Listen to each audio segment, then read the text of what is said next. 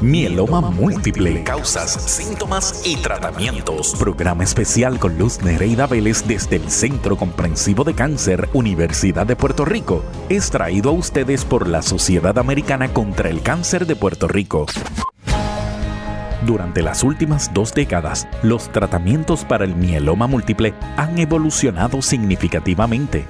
Especialistas aseguran que se deben dividir los pacientes según el diagnóstico de cada uno, como por ejemplo la edad, comorbilidades, la escala de fragilidad en 2 grupos, los que son y los que no son candidatos a trasplante de médula ósea.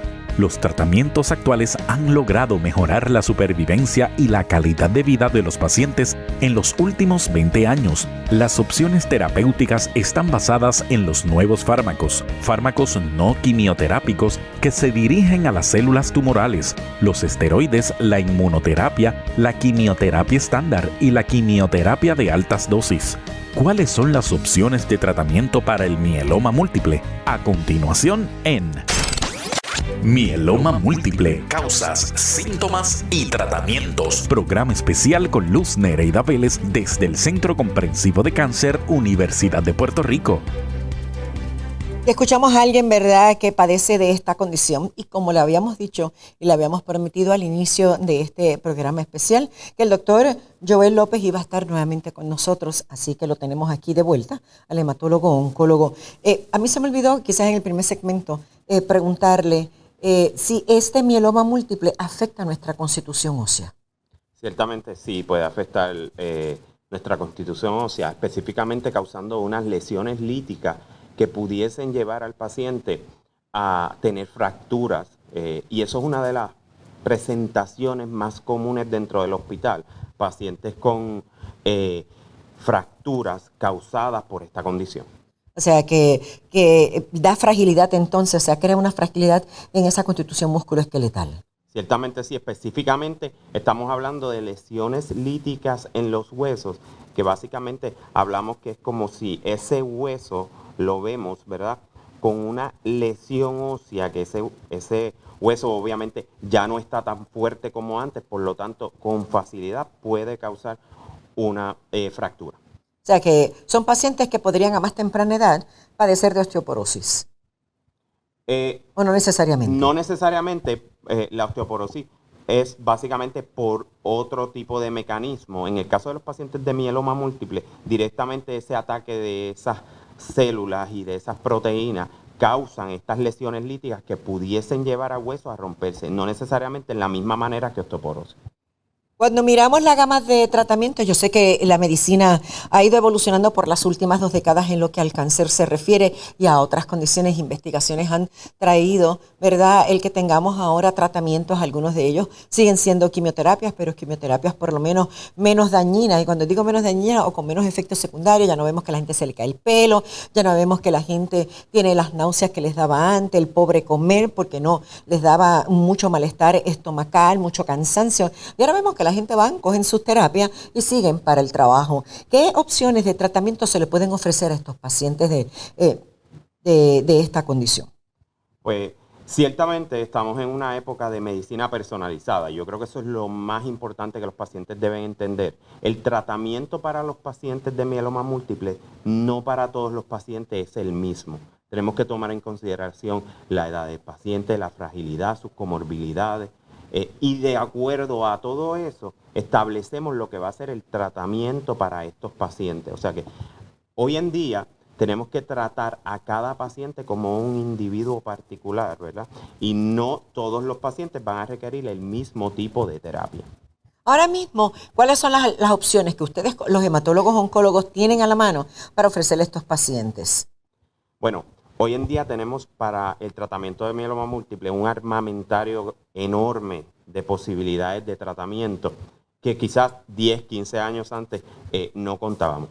Usualmente cuando vamos a tratar a estos pacientes debemos tratarlos de una forma en que utilicemos varios agentes. Hemos determinado que utilizar distintos agentes con distintos mecanismos de acción es mucho mejor que usar agentes limitándonos a quizás 2 o 1 agente. O sea que preferimos lo que es una terapia de al menos 3 agentes.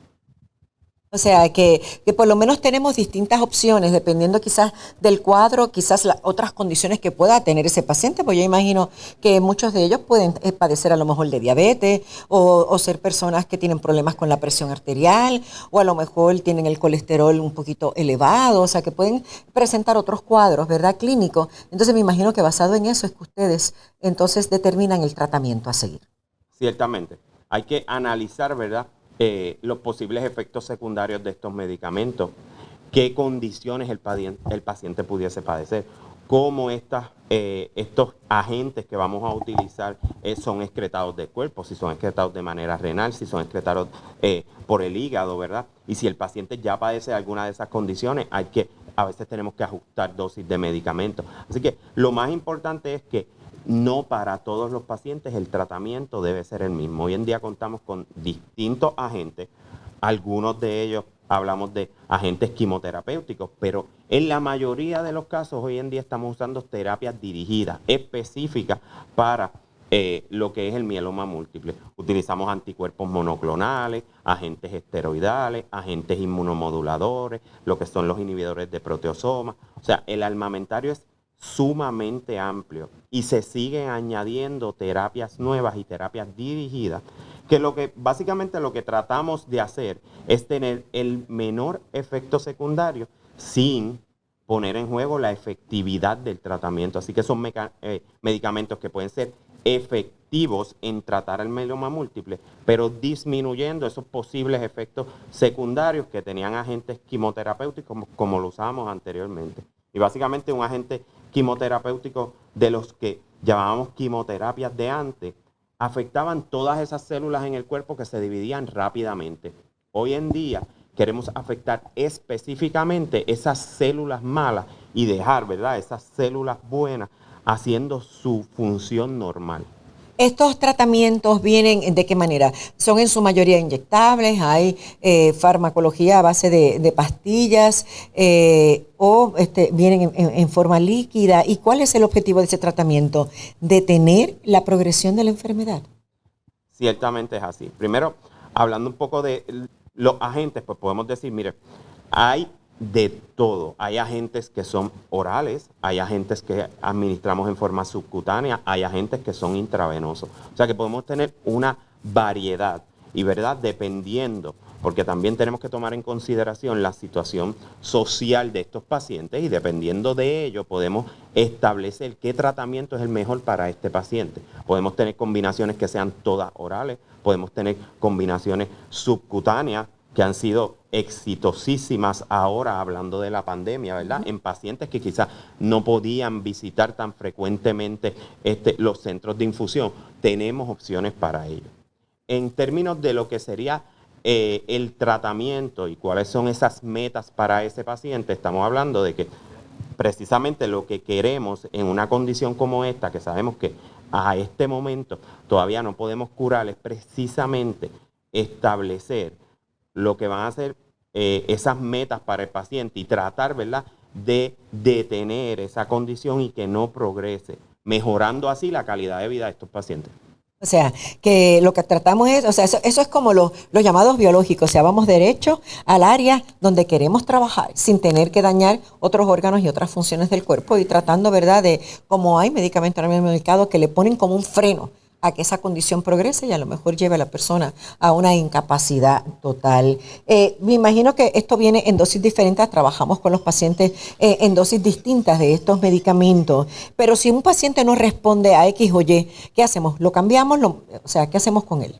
Pues ciertamente hay que analizar de lo que estamos hablando, ¿verdad? Porque ahí nosotros a veces hablamos de lo que es una progresión a nivel de los laboratorios, una progresión bioquímica, y a veces hablamos de lo que es una progresión ya a nivel clínico, que el paciente me presenta unos síntomas que digo, el paciente está progresando. Nosotros podríamos utilizar distintos agentes basados en eso. Obviamente, no es lo mismo hablar de una progresión clínica cuando el paciente clínicamente está teniendo un efecto de la condición. En ese momento yo quiero trabajar con un agente que me pueda producir una estabilización rápida. Más sin embargo, en un paciente que quizás lo que está ocurriendo es que bioquímicamente estamos viendo unas proteínas que están aumentando. Yo no tengo tanta prisa en trabajar eso como lo tendría en un paciente que está progresando clínicamente. Podemos con estas nuevas terapias que se tienen ver que puede haber hasta una remisión y que a la larga, después de muchos años, pudiera volver a reaparecer ese cáncer.